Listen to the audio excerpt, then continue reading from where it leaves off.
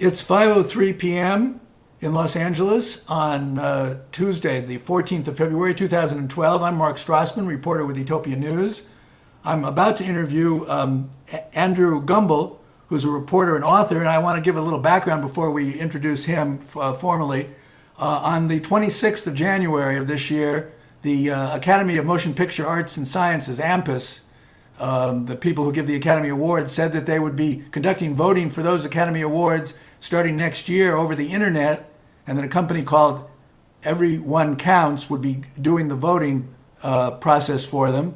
A week later, on February 2nd, our guest, Andrew Gumbel, wrote an article for The Guardian in Great Britain citing computer security experts who said there might be a problem with that. And yesterday he wrote an op-ed called Stealing Oscar that appeared in the Los Angeles Times, recommending against using the internet for the Oscar voting.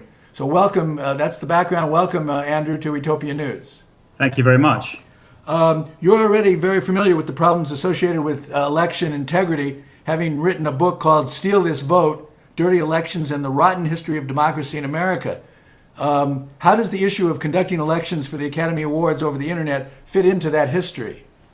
Well, it's interesting because I wrote that book in 2005, at which point the big issue in computer voting was about direct recording electronic machinery, in other words, computer-generated voting terminals with computer software that had not been properly verified, which turned into a big scandal, caused Diebold, the maker of ATMs, to get out of the election software business. A number of other scandals erupted at the time. I had been off the ball, to be honest, for a few years because I'd moved on to other things. And then when I heard about this, my first thought was, oh, they must have cracked the problem of how to make internet voting safe. So then I called my friends who are computer security experts and asked them, and they said, no, not at all. Nothing's changed. It's still not possible to conduct a secret ballot in a way that is safe and auditable using internet voting. We're very concerned about this. It's starting to be used in real elections, especially for military and overseas voters. And they were equally concerned that if the Oscars were going to jump into the same pool, that this would somehow legitimize a voting method that is far from proven to be safe, and in fact has been demonstrated on a number of occasions to be easily hackable in a way that the administrators of the election cannot detect. Why do you think the Academy made the decision to move to internet voting? That's a very good question. I think there was a lot of pressure on them to make it more convenient, especially for their members. I think the idea that you could vote first for the nominations and then for your favored nominee from your office computer or your home computer was something to many Academy members was very appealing. But here's something that's very interesting. 4 years ago, there was a rumor that went around that the Oscar balloting had been hacked. To which PricewaterhouseCoopers, the accounting firm that's tabulated the voting for the Oscars for the last, I believe, 79 years, said, oh, that's absurd. They could never hack the Oscars because we don't use computers. We tabulate everything by hand, and we're very proud to do so because that means that we can be absolutely sure of the security of the vote. Fast forward 4 years, and clearly PricewaterhouseCoopers, that was in on this agreement, has changed its mind. And I can only think it has to be to do with manpower that needs to be devoted to it, some kind of sense that if you can do things by computer in a smart way, it's ultimately more reliable than people who may make mistakes. And either PricewaterhouseCoopers or the Academy or both allowed themselves to be seduced by the sweet-talking voices at Everyone Counts. Okay, well, speaking of those voices, I interviewed Laurie Steele, the CEO of Everyone Counts, last week. They're the company selected by the Academy to run the internet voting. I interviewed her on Friday. She said she would worry about the security of the vote so the client, the Academy, won't have to. Do you think they still need to worry? Well, here's the thing. I'm not a computer security expert, nor do I pretend to be, but I do talk to people who are in the business. And we're not just talking about, people who do this as a side pursuit. We're talking about the leaders in the field of cryptography, the leaders in the field of internet security. People like Ron Rivest, who's somebody whose name comes up again and again as one of the smartest cryptography experts in the world. You have David Dill, who founded Verified Voting. You have Avi Rubin and Dan Wallach, who were the computer scientists who got a hold of the Diebold election software in 2003 and wrote a highly influential academic paper demonstrating everything that was wrong with it, and on and on and on. You have people on this side of the Atlantic, people in Europe, people who have actually attempted themselves to crack this problem of how to generate a certain amount of internet security so that you could have an anonymous voter with their secret vote and still have absolute security. And they have decided, after multiple efforts, that as of this moment, that problem has not been solved. You can inject all kinds of cryptography into the process. You can certainly do a lot better than Diebold at the time or ES&S did with their computer terminals. But what you can't do is prevent somebody from figuring a way around the system or mounting denial of service attacks or any number of other ways. And from what I've read from their numerous writings on this subject, it's not just one form of security problem; it's multiple forms of security problem. And computer systems have been demonstrated over and over again not to be safe. The CIA was hacked recently. A number of places where they take pride in their secrecy have shown that they're not able to guard against attacks over the internet. And again, the specific problem that makes this one very difficult and also very significant, well beyond who wins Best Actor or Best Actress, is that if you have a secret ballot, that condition makes the issue of internet security particularly difficult, which is to say, so far, unsolved. So is there a debate in the computer security community, or is there a consensus that internet voting can't really be done?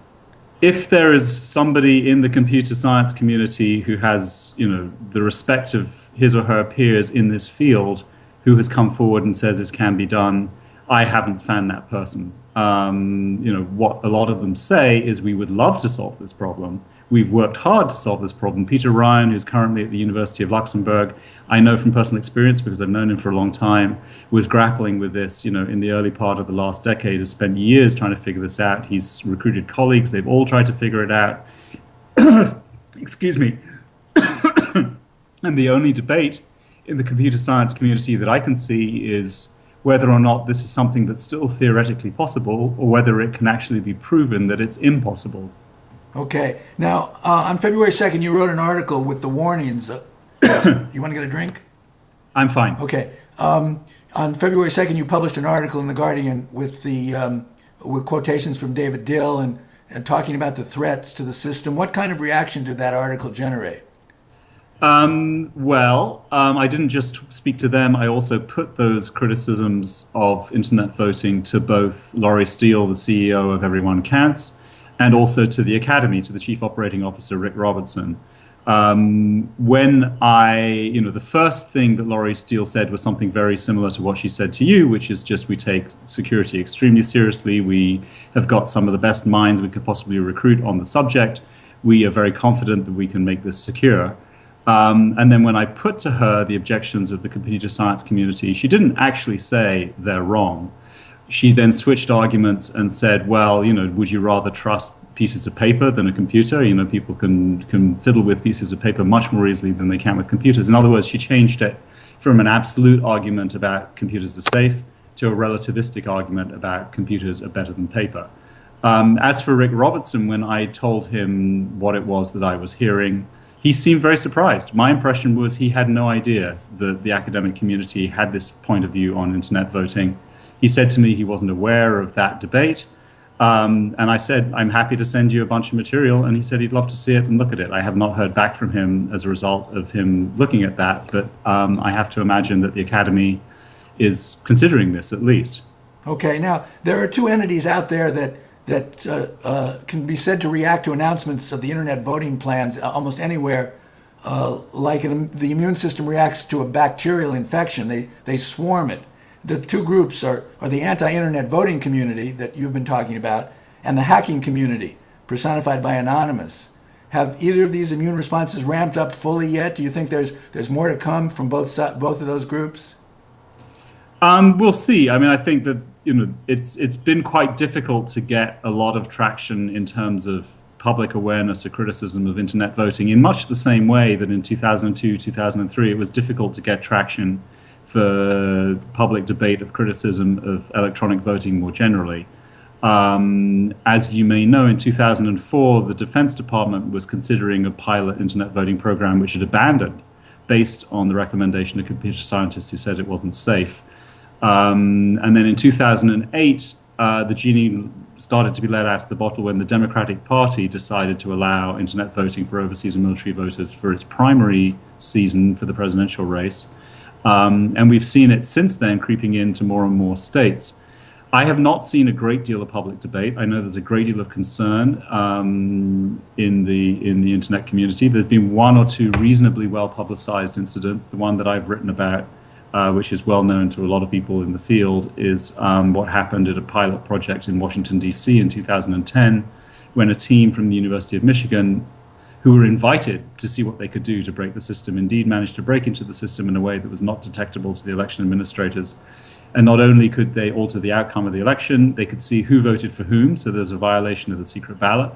And they also observed hackers from, I believe, Iran and China messing with the election, and they managed to take steps to thwart what those hackers were doing. So I think it's very naive for American voters to assume that they can just trust machines because they trust them with everything else in their life, and that the rest of the world, in particular the hacking community, those with a political axe to grind, those with some special interest or another, won't deploy whatever means they have to mess with the results. I think it's a very grave danger. At this point, a relatively small number of votes in US elections are cast by the internet, but you've got to assume that at some point that number of votes will increase, and with it, the amount of debate that goes on, at which point this thing will come to a head. Okay. How important is the publicity value of conducting the Oscar elections over the internet for decisions being made by political jurisdictions who are themselves considering running internet elections? Well, I think you asked that question of Laurie Steele, and I think she told you in no uncertain terms she thought this was a huge feather in the cap for her business. And she wouldn't think that if she didn't think she was going to get a lot of clients in the political election world. And I think she's right to think that. The Oscars are not in and of themselves a significant election. It's really, it's an industry association event that happens to have an audience of tens of millions of people. And you certainly have internet elections already in place for a whole number of private associations. I believe the American Chemical Society, accounting firms, very much like PricewaterhouseCoopers. I don't know if they conduct their internal elections using the internet or not. That may have factored into their decision. And I think the point is that if you are a relatively anonymous association where the stakes are very low for anybody on the outside, chances are the risk of interference is pretty low.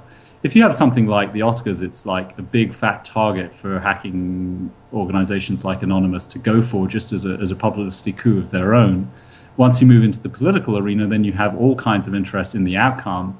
It's a very public event by definition, and I think the risk level starts to reach a point that demands public debate at the very least, and I would argue it's too risky to go ahead with at this point.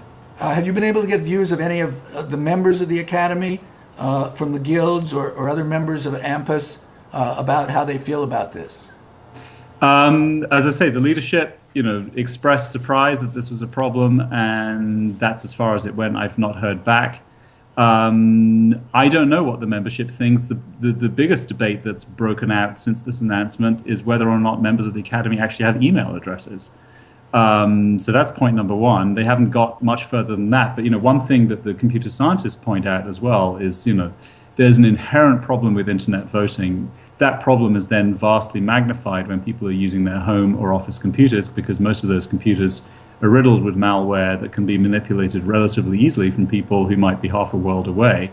And in the same way that people generally underestimate the degree to which their computers are infected by viruses and malware, probably there's a degree of underestimation of how serious the risk of compromising the Oscar vote is as well.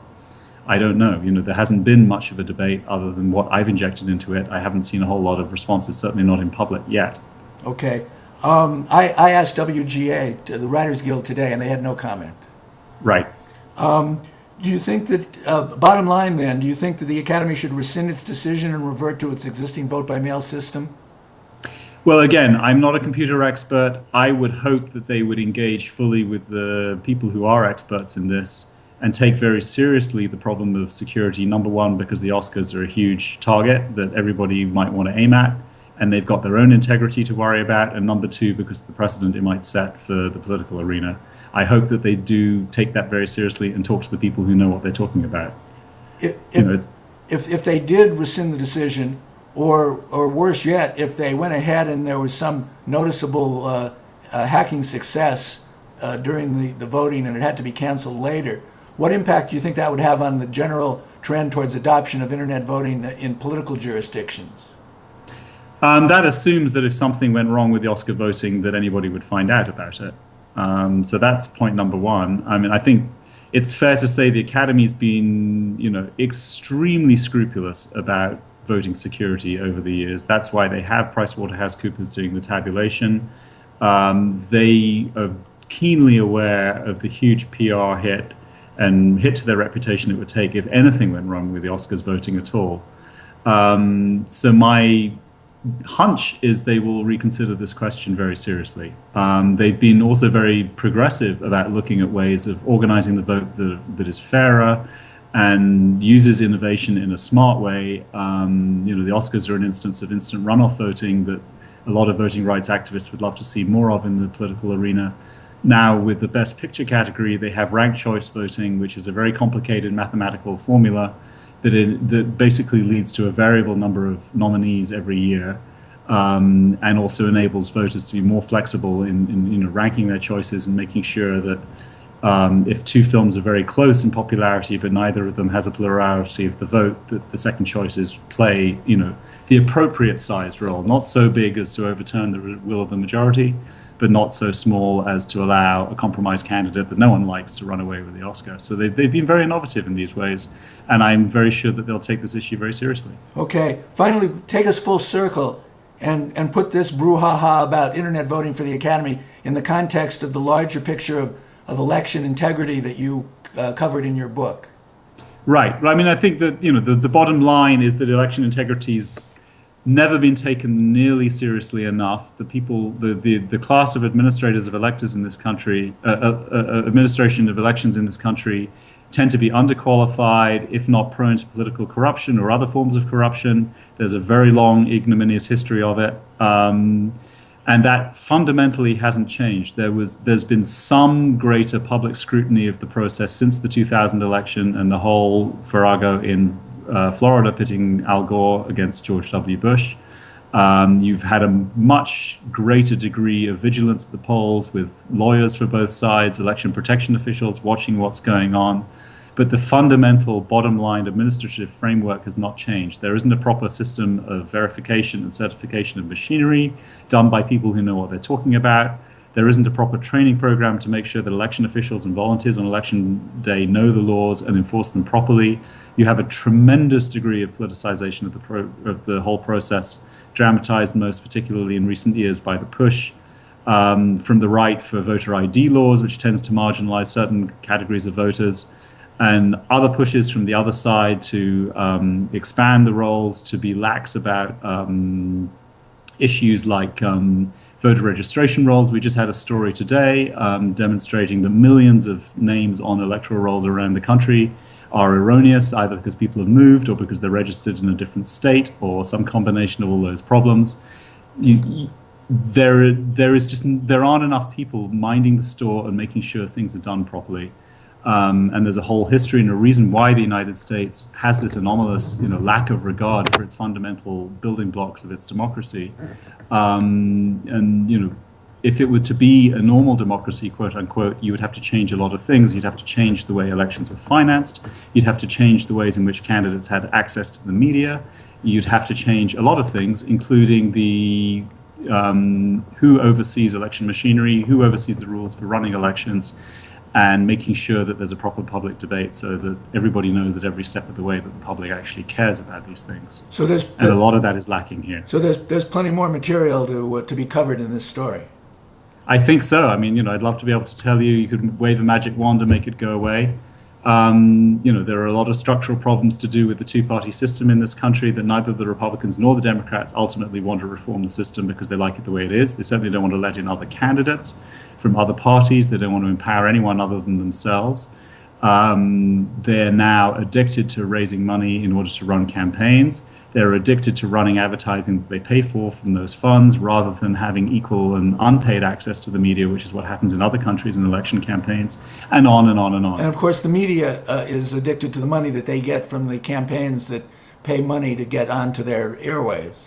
Absolutely, and to the drama that's generated by negative advertising, all of it. Everybody's addicted to the same crack cocaine here. Okay, well, it's a fine ecosystem, and thank you for helping us point it out. And I want to thank you for your work on this issue, and thanks for talking to us today on Etopia News. You're very welcome. Bye.